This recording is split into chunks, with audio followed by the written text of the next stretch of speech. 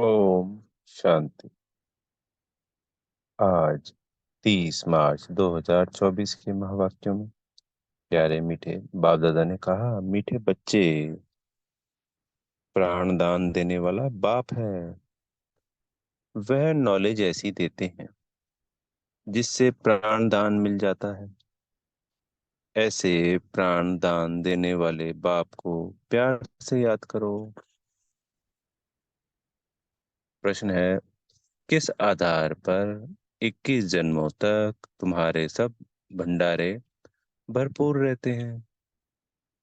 उत्तर है, संगम युग पर तुम बच्चों को जो नॉलेज मिलती है, यह सोर्स ऑफ इनकम है। इस पढ़ाई के आधार से सब भंडारे भरपूर हो जाते हैं। इस पढ़ाई से 21 जन्मों की खुशी मिल जाती है। ऐसी कोई चीज नहीं जिसकी प्राप्ति की इच्छा रहे। बाबा नॉलेज का ऐसा दान देते हैं जिससे आत्मा क्या से क्या बन जाती है। ओम शांति।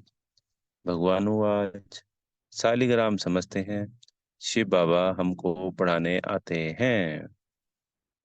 बच्चे जानते हैं, वही सृष्टि के आदि मध्य अंत को जानते हैं। बच्चों को अब कोई नई बात नहीं लगती। समझ में आ गया है, मनुष्य तो सब भूले हुए हैं। जिसने पढ़ाया उनके बदले पहले नंबर में पढ़ने वाले का नाम डाल दिया है। यानी पढ़ाया किसने? शिव बाबा ने। और पढ़ने वाला पहला नंबर वाला कौन? ब्रह्मा बाबा, जो श्री कृष्ण बनते हैं। उनका नाम डाल दिया। तुमको पढ़ते पढ़ते यह बात सिद्ध करनी, भारत के शास्त्रों की ही बात है और धर्म के शास्त्रों की नहीं। भूल ही भारत के शास्त्रों की है। तुम्हारे सिवाय यह बात और कोई सिद्ध नहीं कर सकता। बच्चे जानते हैं, यह अनादि ड्रामा है, फिर भी रिपीट होगा। तुम मनुष्य मात्र को सुधारने का पुरुषार्थ करते हो। मनुष्य जब सुधरते हैं तो दुनिया ही सुधर जाती है। सतयुग है सुधरी हुई नई दुनिया, और कलयुग है अन सुधरी हुई पुरानी दुनिया। यह भी तुम बच्चे अच्छी रीति समझते हो और धारण कर समझाने लायक भी बनते हो। इसमें बड़ी रिफाइननेस चाहिए। बाबा तुमको कितना रिफाइन कर समझाते हैं, सुधारते हैं। बाप कहते हैं, जब तुम सुधर जाते हो फिर मुझे सुधारने की जरूरत नहीं रहती।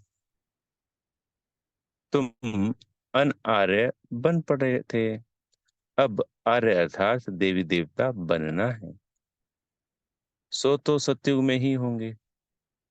वह सब सुधरे हुए थे, अब अनसुधरेले उनकी पूजा करते हैं। यानी जो अब कलयुग की आत्माएं अनसुधरेले हैं, वो उन सुधरे हुए देवी देवताओं की पूजा करते हैं। यह किसकी बुद्धि में नहीं आता कि हम उनको क्यों सुधरेले कहते हैं? क्योंकि उनकी तो महिमा करते हैं और अपने आप को गला नहीं करते हैं। है सब मनुष्य। जो सुधरेले आर्य थे वही अब अनसुधरेले बने, आर्य और अनार्य। बाकी वह जो आर्य समाज है वह मठ पंथ है।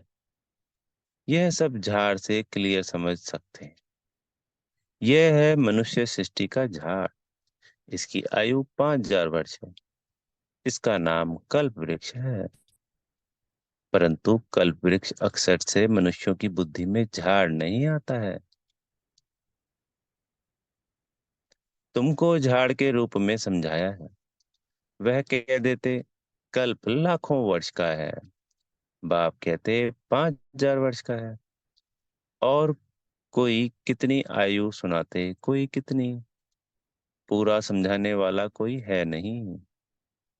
आपस में कितना शास्त्रवाद करते हैं। तुम्हारी तो यह रूह रिहान है। तुम सेमिनार करते हो, इसको रूह रिहान कहा जाता है।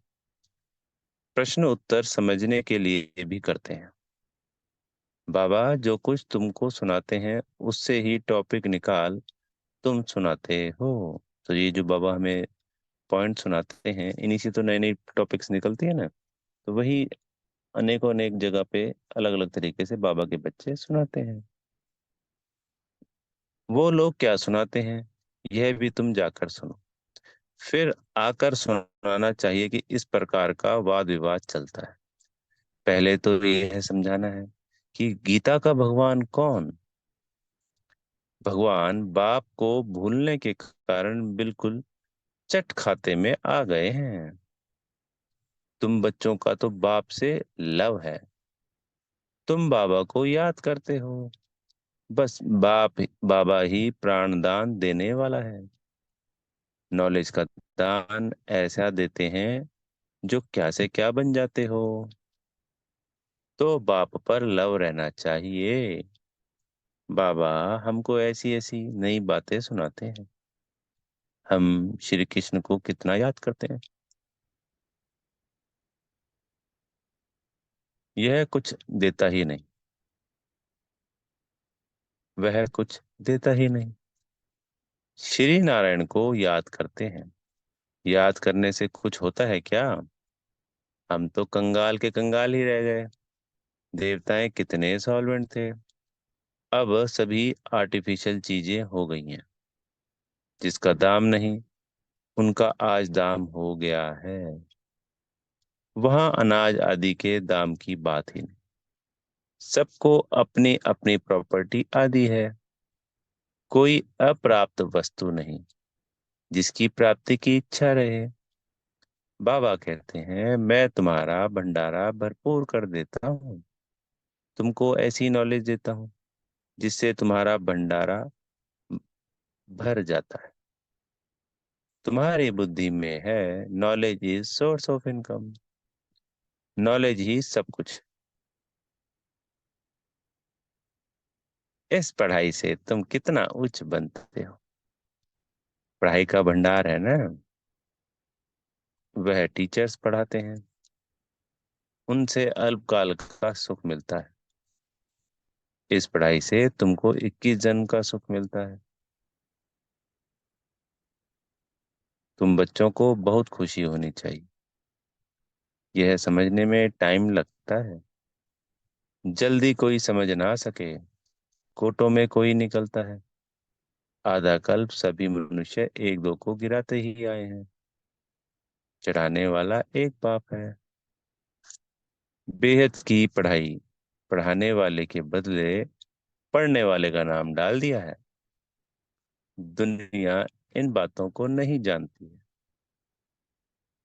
कहते हैं भगवान उवाच पढ़ा कर गए। फिर उनका कोई शास्त्र रहता नहीं। सतयुग में कोई शास्त्र है नहीं। यह सब है भक्ति मार्ग के शास्त्र। कितना बड़ा झाड़ है।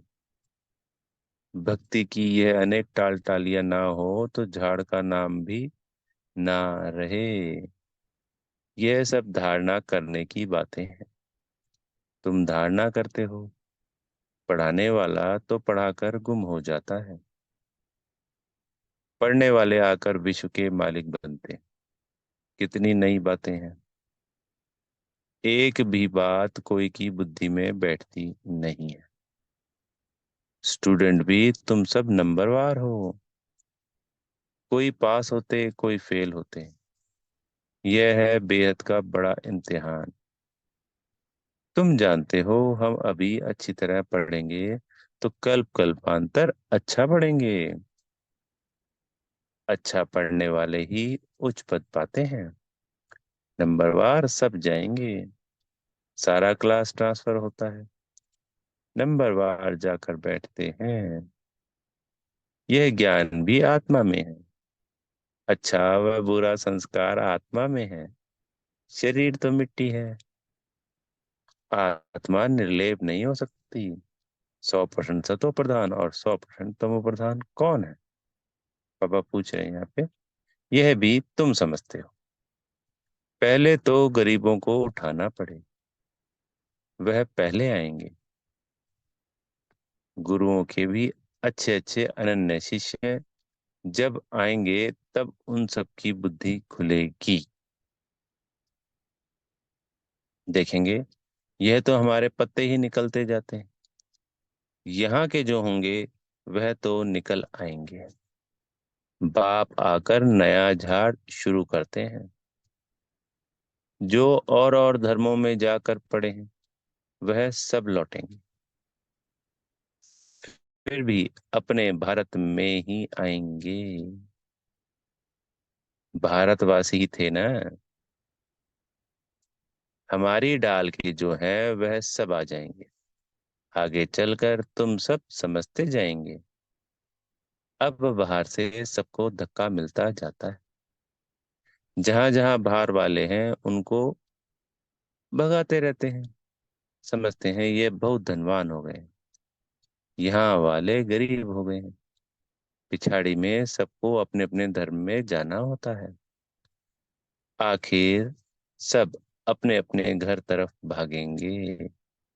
विलायत में कोई मरता है तो उनको भारत में ले आते हैं, क्योंकि भारत है फर्स्ट क्लास पवित्र भूमि। भारत में ही नई दुनिया थी। इस समय इसको वॉइसलेस वर्ल्ड नहीं कह सकते। यह है विशेष वर्ल्ड। इसलिए बुलाते हैं, हे पतित पावन आओ, आकर हमको पावन बनाओ। बल दुनिया तो यही है, परंतु इस समय दुनिया में कोई पावन तो है नहीं। पावन आत्माएं मूल वतन में है। वह है ब्रह्म तत्व। सब पावन बनकर पहुंच जाएंगे। फिर नंबरवार आएंगे पाठ बजाने। आदि सनातन देवी देवता धर्म का यह फाउंडेशन है। फिर तीन ट्यूब निकलती है। यह तो देवता धर्म है। यह कोई ट्यूब नहीं। पहले ये फाउंडेशन, फिर तीन ट्यूब निकलती है। मुख्य है चार धर्म। सबसे अच्छा धर्म है यह ब्राह्मण धर्म। तो उन चार धर्मों में ये नहीं है वो चार मुख्य धर्म जो बाबा अभी मुख्य धर्म, जैसे ये तो ब्राह्मण धर्म बहुत छोटा धर्म है और बहुत थोड़े समय के लिए है। क्योंकि मुख्य धर्म में आ गया आदि सनातन देवी देवता धर्म, जो कि 1250 वर्ष तक चलता है। और हम कह सकते हैं कि 2500 वर्ष, क्योंकि क्षत्रिय धर्म भी उसी से आगे बढ़ता है। फिर तीन जो मुख्य धर्म है, इस्लाम धर्म, बौद्ध धर्म और क्रिश्चियन धर्म, इन चार धर्म की बात कर रहे हैं। पर सर्वोच्च जो है, कहते हैं ना, क्वालिटी होनी चाहिए चाहे क्वांटिटी। यानी यहाँ क्वांटिटी की बात तो नहीं करेंगे, यहाँ समय की बात हो जाएगी। तो 100 वर्ष का है ये ब्राह्मण धर्म, पर सर्वोच्च ब्राह्मण धर्म ही, क्योंकि ये स्वयं परमात्मा इस वक्त चला रहे होते हैं। यह ब्राह्मण धर्म, इनकी बहुत महिमा है। हीरे जैसा तुम यहाँ बनते, बाप तुमको यहाँ पढ़ाते हैं, तो तुम कितने बड़े हो। देवताओं से भी तुम ब्राह्मण बड़े नॉलेजफुल हो। वंडर है ना। हम जो नॉलेज लेते हैं वह हमारे साथ चलती, फिर वहां नॉलेज को ही भूल जाते। तुम जानते हो पहले हम क्या पढ़ते थे, अब हम क्या पढ़ते। आईसीएस वाले क्या पढ़ते हैं और बाद में क्या पढ़ते हैं। फर्क तो है ना। आगे चलकर तुम बहुत नई पॉइंट सुनेंगे, अभी नहीं बताएंगे। पाठ ही आगे सुनने का है।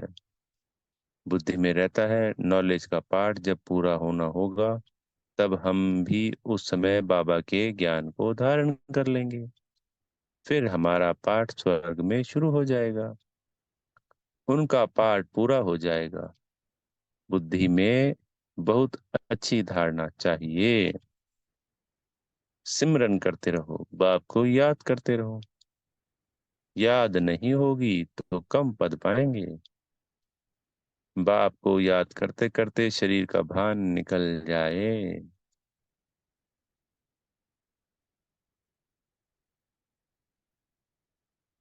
सन्यासी भी इस अवस्था का अभ्यास करते करते शरीर छोड़ देते हैं, परंतु उन्हों का रास्ता अलग है, इसलिए उनको फिर जन्म लेना पड़ता है। फॉलोअर समझते हैं वह ब्रह्म में लीन हो गया, फिर वापस आ नहीं सकता। बाप समझाते हैं वापस कोई भी जा नहीं सकते। पिछाड़ी में सब एक्टर्स जब स्टेज पर आएंगे, तब फिर घर जाएंगे। वह है हद का विनाशी नाटक। यह है बेहद का अविनाशी नाटक। तुम अच्छी तरह समझा सकते हो। यह ड्रामा जो मिसल चलता है, वह तो फिर छोटे छोटे ड्रामा बनाते हैं, झूठी फिल्म बनाते हैं। उनमें थोड़ी अच्छी बातें होती हैं, जैसे विष्णु अवतरण दिखाते हैं, ऐसे नहीं ऊपर से कोई उतर आता है। लक्ष्मी नारायण पाठ बजाने आते हैं, बाकी ऊपर से कोई नहीं आते हैं। अब तुम बच्चों को बाप पढ़ाते हैं, तब यह बातें तुम सब समझ सकते हो। पहले तुम भी तुच्छ बुद्धि थे, जब बाप ने समझाया है तब तुम्हारे कपाट खुल गए हैं। इतना समय जो कुछ सुना वह कोई काम का नहीं था, और ही गिरते गए। इसलिए तुम सबसे लिखवाते हो। जब लिख कर देवे तब समझा जाए कुछ बुद्धि में बैठा है। बाहर से आते हैं, फॉर्म भर आते हैं, तो मालूम पड़े हमारे कुल का है।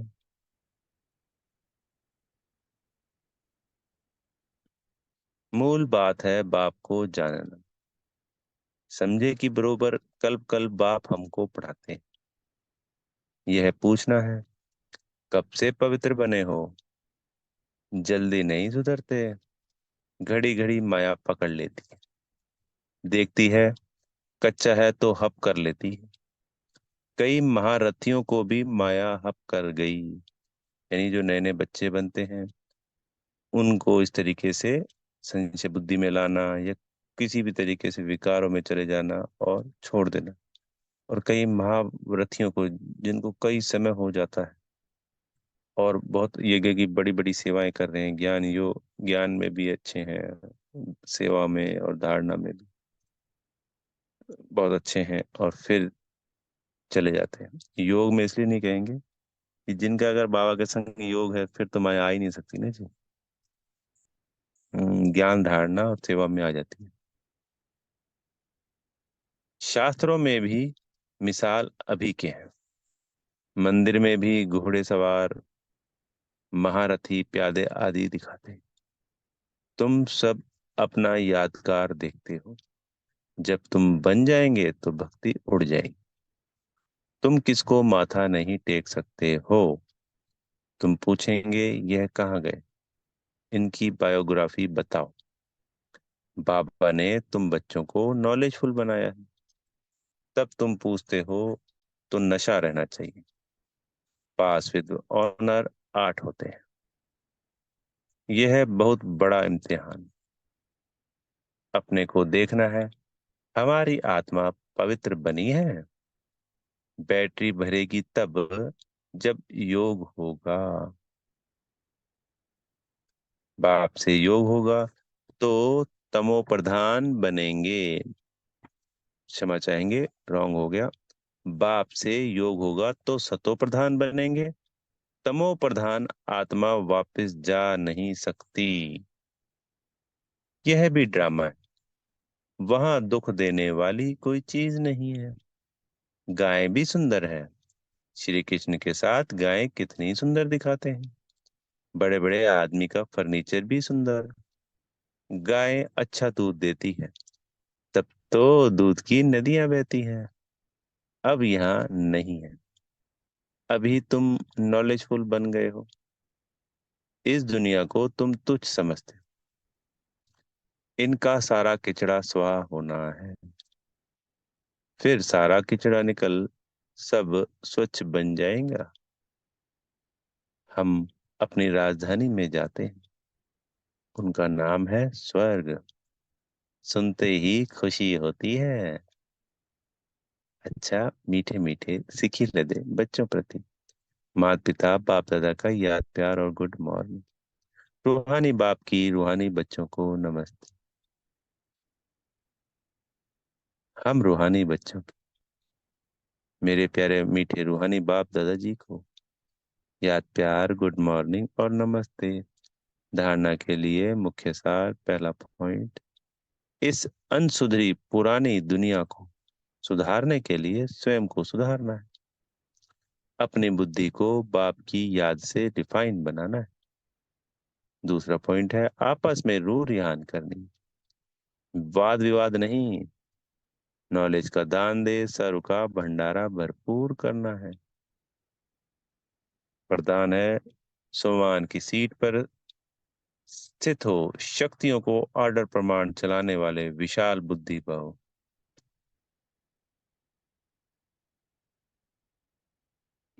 अपनी विशाल बुद्धि द्वारा सर्वशक्ति रूपी सेवाधारियों को समय पर कार्य में लगाओ। जो भी टाइटल डायरेक्ट परमात्मा द्वारा मिले हुए हैं, उनके नशे में रहो। सोमान की स्थिति रूपी सीट पर सेट रहो तो सर्व शक्तियां सेवा के लिए सदा हाजिर अनुभव होंगी। आपके आर्डर के इंतजार में होंगी। तो वरदान और वर्षे को कार्य में लगाओ। मालिक बन, योग युक्त बन, युक्ति युक्त सेवाधारियों से लो तो सदा राजी रहेंगे। बार बार अर्जी नहीं डालेंगे।